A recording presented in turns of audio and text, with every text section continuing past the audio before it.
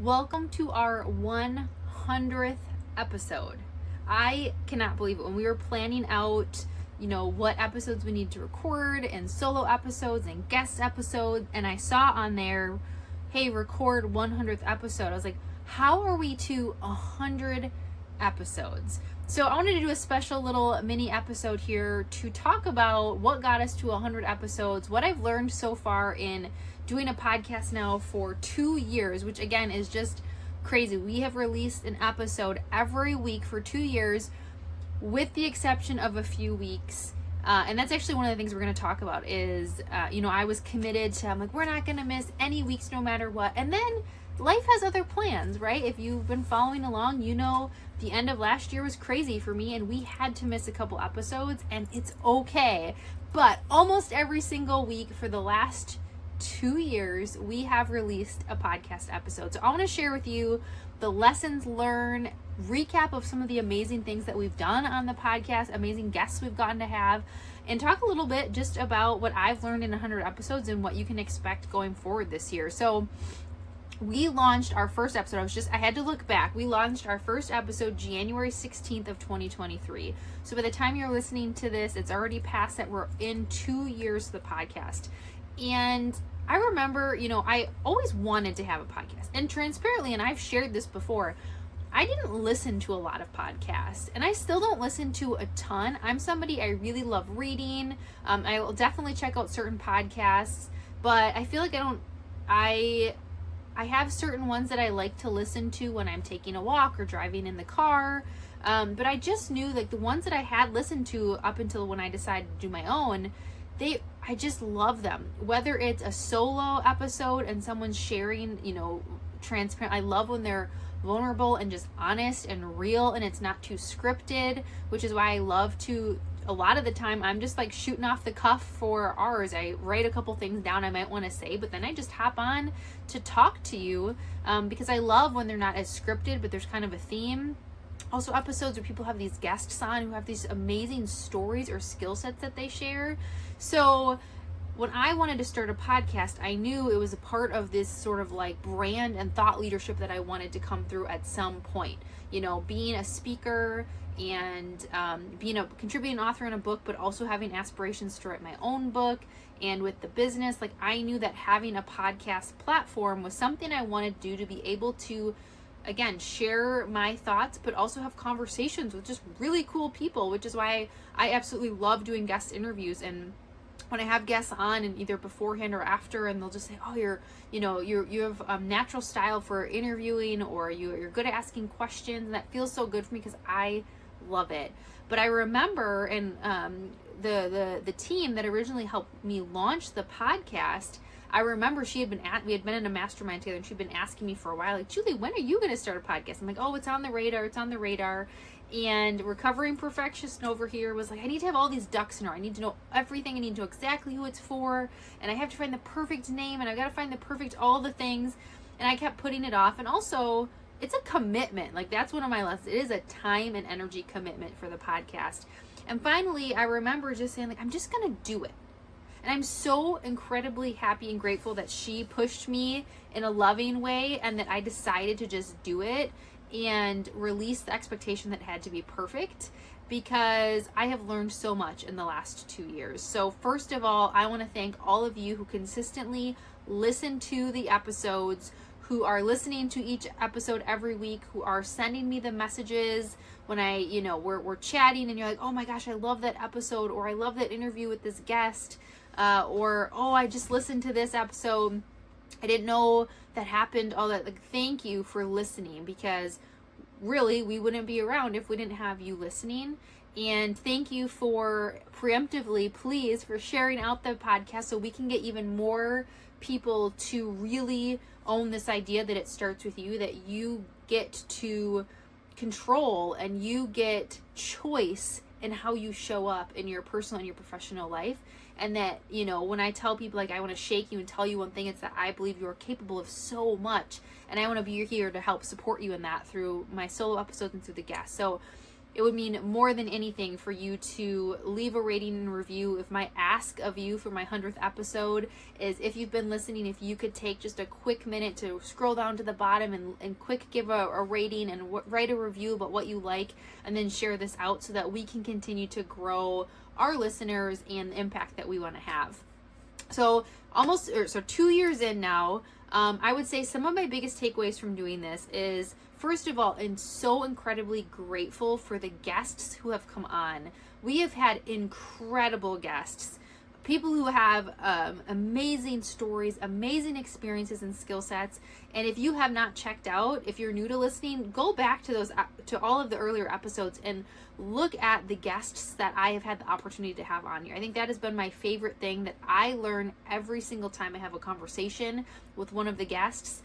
And I love being able to share it with all of you listening and digging into, and people that work in organizations, from leaders and their perspective, and business owners and entrepreneurs, people from, we've had authors, successful with multiple books, authors and big speakers, and wealth and financial coaches and voice coaches and leaders and business owners, people in the health and wellness space. We've had such a diverse group of guests on the podcast who have brought so much value to me and to all of you.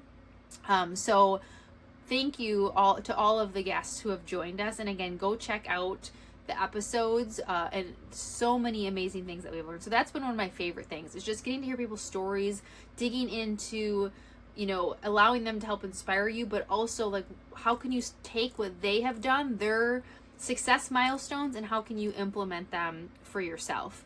The other one of my favorite things from doing 100 episodes, is just this idea again of people overcoming big things. Like, a lot of the times we're digging in people's stories, like what got you to where you are and what happened, and just so many things that people have been through and been able to overcome, and doing these huge things. That's been a huge lesson.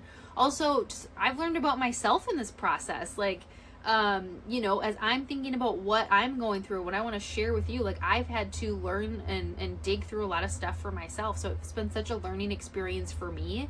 I would say, if I had to look back on the last 100 episodes, one of the biggest lessons for me is to just do it messy, and that it doesn't have to be perfect. And because running a podcast, it is time, and I love it, and it's amazing. But I'm recording this episode right now after running a full leadership training. I have 2 days of I started my day at about 5 a.m. and I got there at 7:30. I got home at 4:30. I was leading a training for an entire day, and I'm getting ready to lead a training tomorrow. But we needed this episode recorded so that it's ready to go for our 100th episode. And so I love doing it, but it is a commitment. And so for me, I have had to release of it having to be perfect. Like, for example, I didn't have my mic set up here, and I was like, I don't know if this is where I want to sit, and I don't know if the lighting's perfect. And so I could let that hold me back. But sometimes you just have to do it, right? It doesn't always have to be perfect. Of course, it's ideal to have the perfect setup and the perfect spot and all these, but sometimes you just have to do it. And that's been one of the biggest lessons for me, is it doesn't always have to be perfect, but I'm proving to myself and I'm putting the reps in, and all of those things add up. And we'll be able to look back years from now when we've got the podcast in a big studio and all of the things set up. We'll be able to look what we did. We didn't let it stop us. So that has been my biggest lessons, and that can translate to so many different things. If you want to do something, it's not always going to be perfect. It's not always going to be the exact perfect ideal time and situation, but you can just show yourself that you can show up anyways, and that you can just keep doing it. I also think setting expectations, like, no idea. I didn't know what to expect when I started the podcast. How many people are going to listen? What's good for listeners? Who do I want to listen? And sometimes you just have to set expectations. It was hard in the beginning. There was multiple people that I knew in my network who were starting podcasts around the same time. And I remember, they would start sharing some of their milestones of how many downloads they had, or I'd see people sharing theirs. And you can get that imposter syndrome, or am I doing enough? Is it good enough? Do I have enough downloads? And sometimes just having to reset expectations of you're doing it anyways. You're doing the thing, and being okay with with where you're at versus comparing it to somebody else. So that was definitely something that's been a lesson for me as well. I also, it's just a place to build community. What I've loved is being able to share my voice and share and find my community of people who consistently listen, and also getting it out there. Obviously, a big part of my brand is authenticity, and this is a place for me to be authentic and share what's going on, and work through things and help what I'm seeing people experience and how I can help through that, but also to just build this sense of community where people can get to know, like, and trust me. And if we ever get to work together, amazing. If you stay in my podcast community and listen and I can help you that way, amazing. I also just, one of the things is sometimes I joke when you're someone who is in this type of role and you're a speaker, or maybe you create content on social media, or you have a podcast, you're doing posts on online or LinkedIn, things like that. Sometimes it can feel like, is anyone out there? Like, if you haven't heard from a while, if someone, giving you a, hey, great job on the podcast, or I love this, or maybe you're not getting all of the likes or shares or things, you can sometimes be like, is anyone out there? And then when somebody says, hey, I've been listening to your podcast, and oh my gosh, that episode that you shared, it's like, oh, they are listening.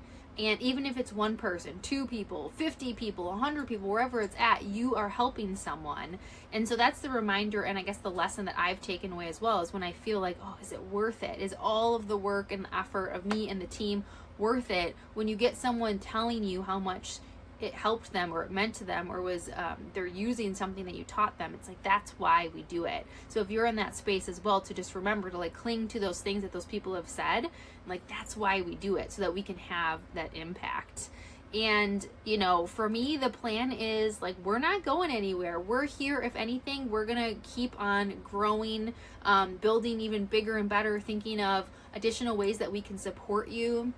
If there's, topics or things that you want me to address on the podcast, as send me a message and say, hey, I'd love to, I'd love to hear how you do this, or I'd love to learn about this, like, so that we can make sure that we're really giving you what you want and what you need from the podcast. And we're going to continue focusing on bringing you amazing guests. And we've got already some great ones that have launched this year and lined up for the year. If you're somebody who feels like, you'd have a great story or message to share with the podcast, like, let me know. We can talk about it. But it's really about how can we help you, not only inspire you, but again, move you into action. And so we're going to be bringing on more amazing guests this year, along with more solo episodes, and sharing with you, what we have going on for this year, and how you can really take control, and that it all starts with you. So I just want to again say thank you for all of you listening.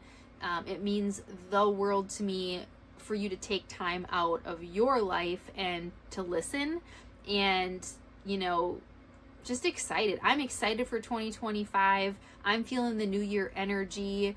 I am taking all of the lessons that I have been gifted over the last year, of all the hard life lessons, and bringing them into this year. Like I said, my words of peace, transformation, and I see really big things for the year, and I'm just really excited to bring that to you. So thank you so much. I wish I should have brought like balloons and like those little like party poppers and stuff to celebrate. So just imagine that right now, if you're listening or if you're watching the video, that I have party poppers and balloons and things to say happy 100th episode, and I cannot wait for what the year brings.